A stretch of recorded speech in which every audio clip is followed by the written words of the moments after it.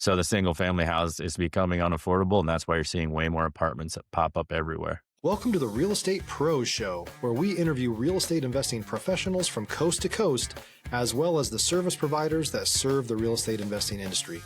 Our goal is simple: share what's working now to help you improve and scale your business to the next level and meet the pros that can help you get there. Real Estate Pros is powered by Investor Fuel, America's leader in helping real estate investors and professionals build the business you need to live the life you've always dreamed of. Let's start today's show. Property insurance for real estate investors doesn't have to be difficult, but it does need to be there to protect you when you need it. MyInvestorInsurance.com not only provides insurance at 15 to 30% cheaper than traditional agencies, it's built specifically for real estate investors like you. You can set up an account in about 2 minutes, get quotes on properties, turn on and turn off insurance for your fix and flip or rental properties in around 2 minutes without having to talk to anyone directly, all through our portal. There's no better way or faster way to make sure you've got the coverage you need to protect you, and no more lengthy policies either. Once you're set up, you're billed monthly and prorated by the day for however long your policy is active. It's powered by MSI, the third largest independent MGA, with 1.5 million customers and more than $1 billion in cumulative premiums written. Get set up today in about 2 minutes at myinvestorinsurance.com/fuel. Hey, everybody. Welcome to the Real Estate Pros podcast. I'm your host, Michelle Kesil. Today, I'm joined by someone I'm looking forward to chatting with, Dusten Hendrickson, who is the CEO of Mailbox Money, specializing in real estate development, primarily workforce housing. So excited to have you on the show today, Dusten. Thanks for having me, Michelle. I'm excited to chat with you. Of course. I think our listeners are really going to take something away from how you're creating efficient and design-friendly, affordable spaces. So we can dive into all of that. Sounds good. First off, for those who are not yet familiar with you and your world, can you share what your main focus is? My main focus is solving the affordable housing crisis, and we are doing that through efficient workforce housing, and which is also in very desirable locations and has everything you need to live with a Scandinavian interior. So it's very Instagrammable and an attractive exterior as well, with lots of landscaping and connections to nature. That is awesome. Are you operating in specific markets or is this nationwide? Yeah, so we first rolled this out in eastern South Dakota. We have about 5 markets that we're in eastern South Dakota. It worked very well. We gathered the data. We put it against data on some A-class properties, and we realized that these are what the population wants, what the tenants need. We're meeting a underserved middle market, and now we're expanding to Rochester, Minnesota, Des Moines, Iowa, Kansas City, and then just once we figure out how to reach scale regionally, then we're going to scale nationally. Awesome. That is exciting. So what brought on this idea to work on this mission and to create this type of development? Well, I've always naturally been interested in efficiency. I started one of the first green building firms in my area, and that was before you could really buy LED fixtures and low flow faucets and things like that. And we started buying that stuff and figuring out what green is and what people really want. And we realized that we could create a very desirable custom house that was a smaller footprint. And most of the true efficiencies came from just reducing your footprint. But if you could design it properly, it would feel much larger than a home that was designed a standard design. So we started using bigger windows. And that's when we realized that natural light is kind of the big kicker for creating wellness design and creating desirable spaces that are smaller. And so then we started designing apartments like that. And I'm naturally inclined to efficiency. And so I just want to try and figure out how to make the most efficient product and how to make the most desirable product at the same time. And then interest rates skyrocketed and construction costs skyrocketed. So we were forced to develop an even more efficient plan. And we only found one plan that would actually pencil out and produce profitability in that market. And that's when we knew we really had something. So sustainability, first and foremost, has to be financially sustainable, because if you're relying on somebody else to pay for it, it's not going to be sustainable for very long. Stop living on an island and join the #1 mastermind in America for professional real estate investors. Investor Fuel is a community of hundreds of the nation's top investors working together to build stronger businesses and better lives.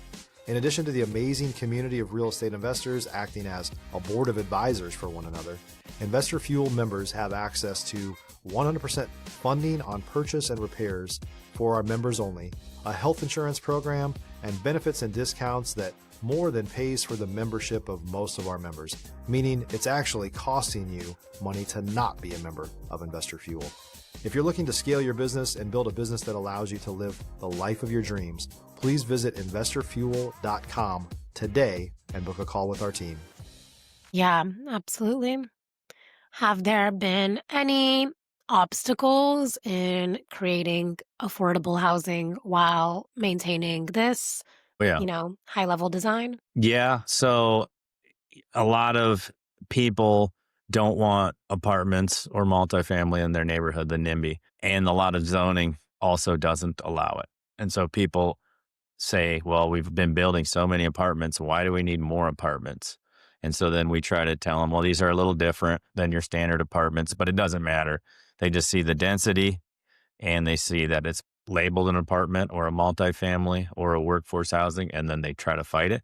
So I'd say that the neighbors fight it, but once it's built, then they're fine with it. And then the government zoning, they need to change the rules a little bit, because single family houses are becoming unaffordable, especially for starter homes. The average age of a starter home in 81 was 29. Then in 1992, it was 28. Then in 2020, it was 33. So it jumped way up. So it's flat for a long time, jumped way up. And now it's 40 years old, meaning it just skyrocketed. So you're having this flat and then whoop, and then so it's exponentially rising. So first time homeowners are going to be over 40 in 2025, more than likely. And so that means we need way more apartments to house a whole generation of people that normally would buy houses by now. So the single family house is becoming unaffordable, and that's why you're seeing way more apartments that pop up everywhere. Yeah, definitely. What do you feel are some of the main keys that have made the biggest difference in allowing your business to be able to grow and run successfully? Really good partnerships. So we collaborate with lots of people. I always say collaboration over competition. We don't care if we lose the deal. So if we come to a spot and the deal's not working out and we have to drop the deal, we don't care. We drop that deal and move on, go to the next deal. So we've created an abundance mentality, and I feel like people want to work with you when you have that. So we have good relationships with bankers, and then just having a reputation and just doing good things for so long. And I think that comes from add value first, and then you'll get paid value. I think if you are worried about how are you going to extract your value, it's going to be harder to create that value. If you're just more focused on how do I create value, it comes back into you. And so that's one thing that's really helped us. Yeah, absolutely. Are there other forms of development that you focus on, or is this like the main area? So I used to do a lot more commercial mixed use development, but I realized that it was going to be way better for me to select one niche. And this was scalable, repeatable, just everything about it. And we can solve way more problems and issues. So we can still go do a commercial project if we feel like we want to improve our neighborhood or improve a part of the community. But those tend to be more one-off projects. You're always doing a one-off project. And this, we just build pipelines of these, and we can put them all over the nation. So we feel that we can solve a much larger problem. And then when you solve a much larger problem, you add more value. And I think a lot more people can do the commercial aspect. I'm not as good at the commercial as I am at the residential. So I just have a natural passion for apartments And I guess I always have. I started building duplexes over 20 years ago. And then I tried doing a whole bunch of other things because it was pretty cool and fun and neat. But then, and it wasn't bad, but it just wasn't really scalable. Going deep into a niche and being scalable and having a much broader segment audience is awesome. So anyone that makes, $30,000 to $100,000, which is the majority of the population, can live in our apartments or are going to be forced to live in some sort of housing like what we provide. So you won't be able to afford a house even making $100,000 here very shortly, if you can even now. I don't even know if you can now. If you're looking for consistent, high-quality leads, look no further than Investor Machine. Investor Machine isn't just another agency. It's the most sophisticated, data-driven lead generation company on the planet for real estate investors, and serves the role of being not just a lead generator for your business, but a marketing partner that is helping you achieve your goals along the way. Go to investormachine.com to learn more and schedule a call with our team today.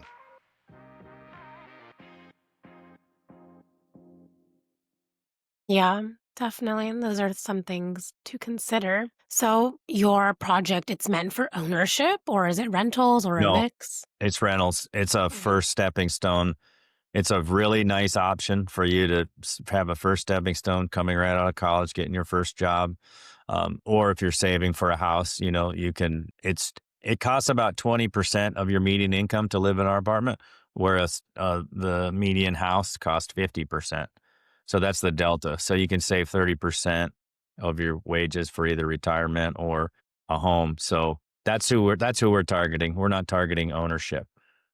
You. Awesome. What have been some of the major obstacles that you have faced and overcome as you've created this project? Well, city council meetings. So you get a lot of the angry mob that show up there and they're all mad about it. Um, and some cities listen to them and just shut the project down and then we move on. And then some cities say, well, we need this housing, so we're sorry, but we're going to put it there. And it's kind of the same everywhere. If they have a voice, they'll say, no, just put it over there. And then you go to that spot and then people say, no, put it over there. So no one really wants to allow it. Also, the government is a major obstacle because they don't change very quickly. And so the financial landscape is changing extremely quickly, and the government is so slow to react and to change their regulations and their zoning and their parking requirements. Like parking requirements are pretty crazy, and we have empty parking lots. So we're wasting, they say at the same, so the government says we want permeable ground, meaning so the water can soak through. But then at the same time, they say, we want you to put in this huge parking lot that nobody's going to park in. And so we have 25 to 30% empty parking lots. And so some municipalities are starting to see that. So they're slowly reducing the parking requirements. But people are definitely having less cars. And I think that's just because cars are also becoming pretty expensive as well. So people are getting by with less vehicles. Other obstacles, financing is always an obstacle. Not as much though. Once you get more experience, financing becomes less of an obstacle, but equity is our primary obstacle as far as what is more in our control. And so, I mean, it's still, someone still has to give us the equity, but that is the part that is our biggest challenge business wise. So non-governmental wise or not with the citizens. So finding enough equity sources has been our bottleneck for the last 3 years, probably. Yeah, absolutely. And are you working with like investors, or how are you working on raising capital? So we work with retail investors and we work with institutional grade equity. So what we like to do is we like to help people get invested in real estate without having to do any of the work or have any of the worry. So they're not responsible for the debt. They're not liable for a slip and fall. And they don't have to ever worry about a tenant. They just put their money in, they get their ownership, they get their tax benefits. They're protected as a limited partner.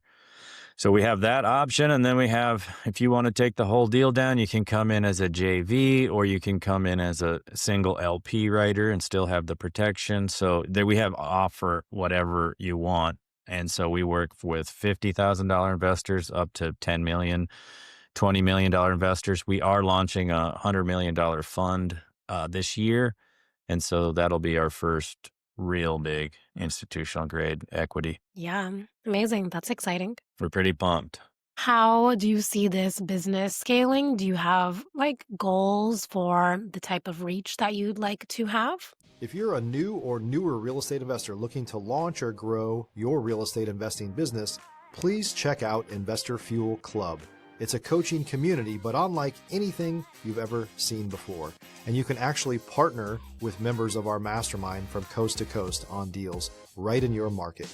There's no better opportunity to build a consistent business than to literally partner with pros to help you avoid costly mistakes, avoid the need for capital to do deals, and help you eliminate your fears as you're starting your business. Learn more about Investor Fuel Club at investorfuel.com/club. Yeah. So we are going to go regional through the Midwest.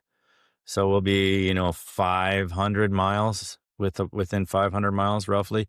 And then from there, we're going to go nationwide. So, but we do target specific areas. We like business friendly locations. So we typically target the Midwest, kind of in the South.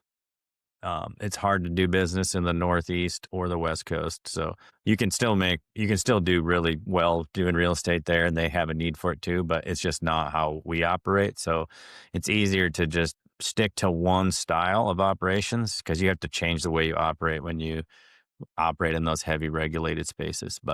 And I'm not good at operating with a lot of governmental intervention. So we prefer more free markets. And so that's kind of what we target. And then, but we like high growth, high education, high income, low crime. Those are kind of the areas we target. And those areas usually need workforce housing the most because they're usually more expensive. So if we can somehow get near those areas, we offer a very inexpensive option for their workforce. But Awesome. we Yep. also plan to go from 1,000 units a year in 2026 to 10,000 units a year in 2030. And that's our main scaling plan is that we're trying to figure out how to do that. So that's our next big challenge. Absolutely. So who is kind of the ideal client or tenant that would be best served? So typically we tend to have a young professional. They typically tend to be female as well because they're smaller, boutiquier buildings. They're high design. They're trendier. They're a little bit smaller spaces. They have secure entries. They have video cameras.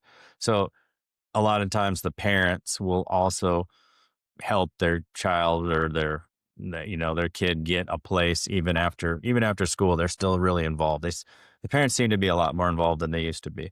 So we have some college students also that rent, and then so there's that, and I'd say they seem to be about 60% roughly of the tenants, and then there's some empty nesters. There's a few families, but not too many, and then there are just some professionals that range in age that tend to be more transient. Say they live somewhere else, but their job's there. They'll get one of our studio units, something like that, where they can come in for 3 days instead of getting a hotel.